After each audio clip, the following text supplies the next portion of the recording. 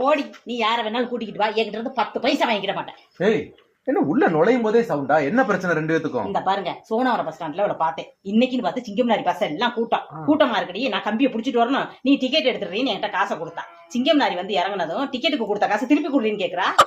ஏமா, என்ன டிக்கெட் எடுக்காம ஓசியில கொண்டு சிங்கம் நேரில் இறக்கி விடுவாங்க? டிக்கெட் எடுக்க வேண்டாம். அதுக்கு உன் பொண்ணாடி டிக்கெட் எடுத்தாங்க. ஏ, உன்னைய டிக்கெட் எடுக்காம சிங்கம்னாரிக்கு கூட்டிட்டு வந்தது என்னோட திறமை. திறமையா? இந்த பாருங்க, சோனாவரத்துல ஏறும்போது கண்டக்டர் முன்னாடி இருந்தாரு. அவரு டிக்கெட் எடுத்து பின்னாடி வர்றவங்களுக்கு சிங்கம்னாரியே வந்து சேர்ந்துருச்சு. அதுதான் இறங்கிட்டேன். அப்ப டிக்கெட் எடுக்கல. யோ, ஊர் வந்து சேர்ந்ததுக்கு அப்புறம் டிக்கெட் எடுக்க உடனே மாதிரி லூசு நினைச்சியா? ஏ காசு போடி, இப்படி காடி யாரையும் பாத்துக்கிறேன். பொண்டாட்டிய கண்டிச்சு காசு வாங்கி தர துப்பு இல்ல. நீ எல்லாம் ஒரு புருஷன். என்ன ரெண்டு பேரும் சேர்ந்து போயிட்டு காசு அவட்ட கொடுத்து போட்டு என்னைய பத்தி பேசிட்டு இருக்கீங்க? நீ இழுச்சு வாங்கி நினைச்சிட்டு இருக்கியா? அதுக்கு நான் சொல்லிக்கிட்டு அதான் ஊர் உலகமே பேசுறேன் உன் லட்சணத்தை பத்தி. போய் அம்மா இருந்துச்சு.